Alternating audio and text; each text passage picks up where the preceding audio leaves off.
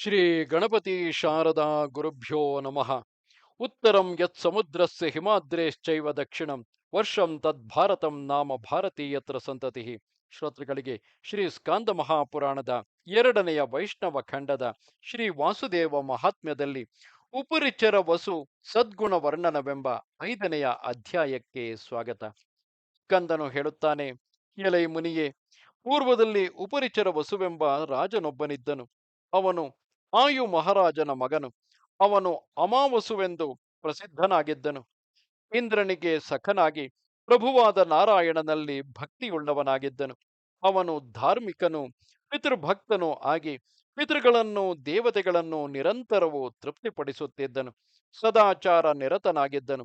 ದಕ್ಷನು, ಕ್ಷಮಾವಂತನು, ಅಸೂಯೆ ಇಲ್ಲದವನು. ಅವನು ಸರ್ವರಿಗೂ ಉಪಕಾರ ಮಾಡತಕ್ಕವನು. ಶಾಂತನು, ಬ್ರಹ್ಮಚರ್ಯ ವ್ರತದಲ್ಲಿಯೇ ಯಾವಾಗಲೂ ನಿರತನಾಗಿದ್ದನು. ಶುಚಿಯು, ಕ್ರೋಧವನ್ನು ತೊರೆದವನು, ಮಿತವಾಗಿ ಆಹಾರ ತೆಗೆದುಕೊಳ್ಳುವವನು, ಮೃದು ಸ್ವಭಾವವುಳ್ಳವನು, ವ್ಯಸನಗಳೊಂದು ಇಲ್ಲದವನು, ಮನನಶೀಲನೂ ಆಗಿದ್ದನು. ದ್ವಂದ್ವರಹಿತನಾಗಿ ಯಾವ ಬಗೆಯ ವಿಕಾರಗಳು ಇಲ್ಲದೆ ಅಹಂಕಾರವನ್ನು ತೊರೆದು ಧೀರನು, ಆತ್ಮನನ್ನು ತಿಳಿದವನು, ದಂಭವಿಲ್ಲದವನು, ಗುರು ಹಿರಿಯರಿಗೆ ಸನ್ಮಾನವನ್ನು ಸಲ್ಲಿಸುವವನು, ಯೋಗಿಯು, ತಪಸ್ವಿಯು, ಜಿತೇಂದ್ರಿಯನೂ ಆಗಿದ್ದನು. ಅವನು ಹಣ, ಹೆಂಡತಿ, ಮಕ್ಕಳು, ಸ್ವಜನ ಮೊದಲಾದವರಲ್ಲಿ ವಿರಕ್ತನಾಗಿದ್ದನು. ಆ ರಾಜನು ದಿನ ದಿನವೂ ನಾರಾಯಣನ ದಿವ್ಯ ನಾಮವನ್ನೇ ಜಪಿಸುತ್ತಿದ್ದನು. ಭಗವಂತನಾದ ವಾಸುದೇವನು ಸಂತುಷ್ಟನಾಗಿ ತಾನಾಗಿಯೇ ಅವನಿಗೆ ಸಾಮ್ರಾಜ್ಯವನ್ನು ದಯಪಾಲಿಸಿದನು. ಅವನಾದರೂ ಆ ಸಾಮ್ರಾಜ್ಯದಲ್ಲಿ ಆಸಕ್ತಿಯಿಲ್ಲದೆ ಆ ವಾಸುದೇವನನ್ನೇ ಆದರದಿಂದ ಭಜಿಸಿದನು. ಪಂಚಕಾಲಗಳಲ್ಲಿಯೂ ಮನಸ್ಸಮಾಧಾನವನ್ನು ಹೊಂದಿ ತಂತ್ರದಲ್ಲಿ ಹೇಳಿರುವ ವಿಧಾನದಿಂದ ದೇವೇಶನನ್ನು ಪೂಜಿಸುತ್ತಿದ್ದನು. ಉಳಿದ ಕಾಲದಲ್ಲಿ ದೇವತೆಗಳನ್ನು ಪಿತೃಗಳನ್ನು ಪೂಜಿಸುತ್ತಿದ್ದನು. ಮಿಕ್ಕ ಸಮಯವನ್ನು ಸಮವಾಗಿ ವಿಭಾಗಿಸಿಕೊಂಡು ವಿಪ್ರರನ್ನು, ಆಶ್ರಿತರನ್ನು ಸೇವಿಸುತ್ತಿದ್ದನು. ಅತಿಥಿಗಳ ಭೋಜನವಾದ ಬಳಿಕ ಶೇಷಾನ್ನವನ್ನು ಭೋಜನ ಮಾಡುತ್ತಿದ್ದನು. ಸತ್ಯಪರನಾಗಿ ಸರ್ವ ಪ್ರಾಣಿಗಳಲ್ಲಿಯೂ ಅಹಿಂಸೆಯನ್ನು ಆಚರಿಸುತ್ತಿದ್ದನು. ಆತನು ಯಾವ ಪ್ರಾಣಿಯದೇ ಆದರೂ ಮಾಂಸವನ್ನು ಭಕ್ಷಿಸುವುದು ದೋಷವೆಂದು ತಿಳಿದಿದ್ದನು. ಮಾಂಸ ಭಕ್ಷಣವು ಮಹಾಪಾತಕವೆಂದು ಆ ರಾಜನು ಭಾವಿಸಿದ್ದನು. ತನ್ನ ಪ್ರಜೆಗಳಿಗೂ ಅದೇ ರೀತಿ ಬೋಧಿಸುತ್ತಿದ್ದನು. ಅವನು ಆದಿ ಮಧ್ಯ ಅಂತಗಳಿಲ್ಲದವನು, ಲೋಕಕರ್ತನು, ಅವ್ಯಯನು, ದೇವದೇವನು ಆದ ಜನಾರ್ದನನನ್ನು ಸರ್ವ ಭಾವಗಳಿಂದಲೂ ಭಜಿಸಿ ಆಶ್ರಯಿಸಿದನು. ಅವನು ಶ್ರೀ ವಾಸುದೇವನ ಪಾದ ಕಮಲಗಳಲ್ಲಿ ಮನಸ್ಸನ್ನು ಸ್ಥಿರವಾಗಿ ನೆಲೆಗೊಳಿಸಿದನು. ನಿತ್ಯವೂ ಭಗವತ್ ಕಥೆಯನ್ನು ಕೇಳುವುದರಲ್ಲಿ ಕಿವಿಗಳನ್ನು ಸ್ಥಿರಗೊಳಿಸಿದನು. ಆ ಭೂಪತಿಯು ಮುಕುಂದನ ಮತ್ತು ಅವನ ಭಕ್ತರ ದರ್ಶನದಲ್ಲಿ ತನ್ನ ಕಣ್ಣುಗಳನ್ನು, ಹರಿಯ ಗುಣಗಾನದಲ್ಲಿ ತನ್ನ ವಾಣಿಯನ್ನು ಸ್ಥಿರ ಮಾಡಿದನು. ನಾರಾಯಣನ ಪಾದಗಳನ್ನು ಸೋಕಿದ ತುಳಸಿ ಮತ್ತು ಹೂವುಗಳ ಪರಿಮಳದಲ್ಲಿ ಆ ನೃಪತಿಯು ತನ್ನ ಮೂಗನ್ನು ನೆಲೆ ನಿಲ್ಲಿಸಿದನು. ಬೇರೆ ವಾಸನೆಗಳಲ್ಲಿ ಎಂದು ಅದನ್ನು ತೊಡಗಿಸಲಿಲ್ಲವು. ತನ್ನ ಚರ್ಮವನ್ನು ಶ್ರೀಶನಿಂದ ಉಪಭೋಗಿಸಲ್ಪಟ್ಟ ವಸ್ತ್ರ ಮೊದಲಾದವುಗಳ ಸ್ಪರ್ಶದಲ್ಲಿಯೂ, ತನ್ನ ನಾಲಿಗೆಯನ್ನು ನಾರಾಯಣನಿಗೆ ನಿವೇದಿಸಿದ ಅನ್ನದಲ್ಲಿಯೂ ತೊಡಗಿಸಿದನು. ಆ ರಾಜನು ಭಗವಂತನ ಮಂದಿರ, ಕ್ಷೇತ್ರ ಮತ್ತು ಸತ್ಪುರುಷರ ಸಮೀಪಕ್ಕೆ ಹೋಗುವುದರಲ್ಲಿ ತನ್ನ ಕಾಲುಗಳನ್ನು, ಹಾಗೆಯೇ ತನ್ನ ಕೈಗಳನ್ನು ಹರಿಯ ಸೇವೆಯಲ್ಲಿಯೂ ತೊಡಗಿಸಿದನು. ಭಗವಂತನ ಮಂದಿರ, ಕ್ಷೇತ್ರ ಆ ರಾಜನು ಭಗವಂತನ ಮಂದಿರ, ಕ್ಷೇತ್ರ ಮತ್ತು ಸತ್ಪುರುಷರ ಸಮೀಪಕ್ಕೆ ಹೋಗುವುದರಲ್ಲಿ ತನ್ನ ಕಾಲುಗಳನ್ನು, ಹಾಗೆಯೇ ತನ್ನ ಕೈಗಳನ್ನು ಹರಿಯ ಸೇವೆಯಲ್ಲಿಯೂ ತೊಡಗಿಸಿದನು. ಅವನು ತನ್ನ ಶಿರಸ್ಸನ್ನು ವಿಷ್ಣುಪಾದಗಳಿಗೆ ಅಭಿವಂದನ ಮಾಡುವುದರಲ್ಲಿ ನೆಲೆಗೊಳಿಸಿದನು. ಮಹಾಭಾಗವತರೊಡನೆ ಅವನು ಪರಮಸಖ್ಯವನ್ನು ಮಾಡಿದನು.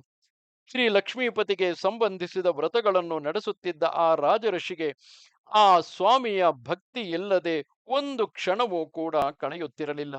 ಅವನು ವಿಷ್ಣುವಿನ ಜನ್ಮದಿನೋತ್ಸವಗಳನ್ನು ಅಮೂಲ್ಯವಾದ ಸಾಮಗ್ರಿಗಳಿಂದಲೇ ನೆರವೇರಿಸುತ್ತಿದ್ದನು.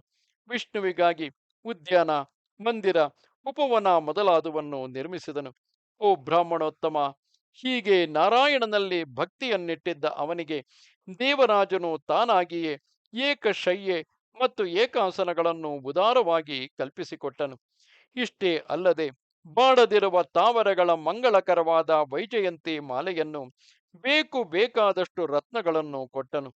ಆ ಉಪರಿಚರ ವಸುವಾದರೂ ತನ್ನ ರಾಜ್ಯ, ಧನ, ಕಲತ್ರ ಅಂದರೆ ಪತ್ನಿ, ವಾಹನ ಮೊದಲಾದವೆಲ್ಲವೂ ಭಗವಂತನದೆಂದೇ ಸದಾ ಭಾವಿಸುತ್ತಿದ್ದನು. ಕಾಮ್ಯ ಕರ್ಮಗಳು, ನೈಮಿತ್ತಿಕ ಕರ್ಮಗಳು, ಯಜ್ಞ ಕರ್ಮಗಳು, ಈ ಪರಮ ಕರ್ಮಗಳನ್ನೆಲ್ಲ ಅವನು ಸಾತ್ವಿಕ ವಿಧಿಯನ್ನು ಅನುಸರಿಸಿ ಮನಸ್ಸಮಾಧಾನದಿಂದಲೇ ಮಾಡುತ್ತಿದ್ದನು. ಆ ಮಹಾತ್ಮನ ಮನೆಯಲ್ಲಿ ಪಂಚರಾತ್ರವನ್ನು ಬಲ್ಲ ಮುಖ್ಯರಾದ ಬ್ರಾಹ್ಮಣೋತ್ತಮರು ಭಗವಂತನಿಗೆ ನಿವೇದಿಸಿದ ಪ್ರಸಾದವನ್ನು ಮೊದಲು ಭೋಜನ ಮಾಡುತ್ತಿದ್ದರು. ಶತ್ರುಗಳನ್ನು ಜಯಿಸಿ ಅಮಿತ್ರರನ್ನು ಘಾತಿಸಿ ಧರ್ಮದಿಂದ ರಾಜ್ಯವನ್ನು ರಕ್ಷಿಸುತ್ತಾ ಆಳುತ್ತಿದ್ದ ಅವನ ಮಾತು ಅನೃತವಲ್ಲದ್ದಾಯಿತು. ಮನಸ್ಸು ದುಷ್ಟವಾಗಲಿಲ್ಲ. ಶರೀರದಿಂದ ಅವನು ಪರಮಾಣುವಿನಷ್ಟು ಕೂಡ ಪಾಪವನ್ನು ಮಾಡಲಿಲ್ಲ. ತನ್ನ ಭಗವದ್ಭಕ್ತಿಯು ಪುಷ್ಟಿ ಹೊಂದಲೆಂದು ಆ ರಾಜನು ಭಗವದ್ಭಕ್ತರ ಮುಖದಿಂದ ಪಂಚರಾತ್ರ ಮಹಾತಂತ್ರವನ್ನು ದಿನ ದಿನವೂ ಶ್ರವಣ ಮಾಡುತ್ತಿದ್ದನು.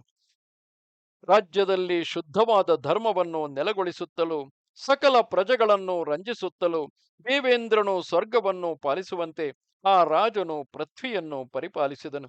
ಅವನ ರಾಜ್ಯದಲ್ಲಿ ಯಾವೊಬ್ಬ ರಾಕ್ಷಸನು ಮಾಂಸ ಭಕ್ಷಕನಾಗಿರಲಿಲ್ಲ. 7 ಬಗೆಯ ಮಾಂಸಗಳನ್ನು ಭಕ್ಷಿಸುವವನೊಬ್ಬನೂ ಇರಲಿಲ್ಲ. ಪಾಷಂಡ ವೇಷಿಗಳಂತೂ ಇರಲೇ ಇಲ್ಲವು.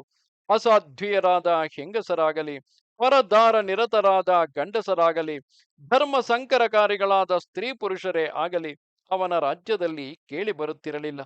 ಅವನು ರಾಜ್ಯವನ್ನಾಳುವ ಕಾಲದಲ್ಲಿ 11 ಬಗೆಯ ಮದ್ಯವನ್ನು, 3 ಬಗೆಯ ಸುರೆಯನ್ನು ಯಾವನೊಬ್ಬನು ಮೂಸುತ್ತಲೂ ಇರಲಿಲ್ಲ. ಈ ರೀತಿಯವನಾದ ಅವನು ಕೂಡ ಯಾವಾಗಲೂ ಒಂದು ಸಲ ಸ್ವರ್ಗವಾಸಿಗಳ ಅಂದರೆ ದೇವತೆಗಳ ಪಕ್ಷಪಾತದಿಂದ ಸುಳ್ಳು ಹೇಳಿದುದರಿಂದ ಸ್ವರ್ಗಚ್ಯುತನಾಗಿ ಭೂತಲವನ್ನು ಪ್ರವೇಶಿಸಿದನು. ಧರ್ಮವತ್ಸಲನಾದ ಅವನು ಭೂಮಿಗೆ ಬಂದ ಮೇಲೆ ನಾರಾಯಣನಲ್ಲಿಯೇ ಮನಸ್ಸಿಟ್ಟು ಸ್ಥಿರನಾಗಿ ನಾರಾಯಣ ಮಂತ್ರವನ್ನು ಜಪಿಸಿದನು. ಕಡೆಗೆ ಆ ನಾರಾಯಣನ ಪ್ರಸಾದದಿಂದಲೇ ಅವನು ಮತ್ತೆ ಸ್ವರ್ಗವನ್ನೈದಿ ಅಲ್ಲಿ ತನ್ನ ಮನಸ್ಸಿಗೆ ಮೆಚ್ಚಾದ ಸುಖವನ್ನು ಅನುಭವಿಸಿದನು.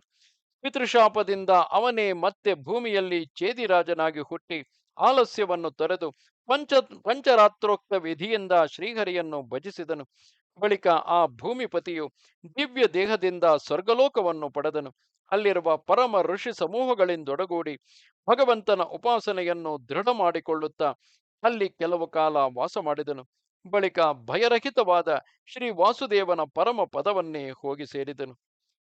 ಇಲ್ಲಿಗೆ 81,000 ಶ್ಲೋಕಗಳ ಸಂಹಿತೆಯೆಂದು ಪ್ರಸಿದ್ಧವಾದ ಶ್ರೀ ಸ್ಕಾಂದ ಮಹಾಪುರಾಣದ 2ನೆಯ ವೈಷ್ಣವ ಖಂಡದ ಶ್ರೀ ವಾಸುದೇವ ಮಹಾತ್ಮ್ಯದಲ್ಲಿ ಉಪರಿಚರ ವಸು ಸದ್ಗುಣ ವರ್ಣನವೆಂಬ 5ನೆಯ ಅಧ್ಯಾಯವು ಮುಗಿದುದು.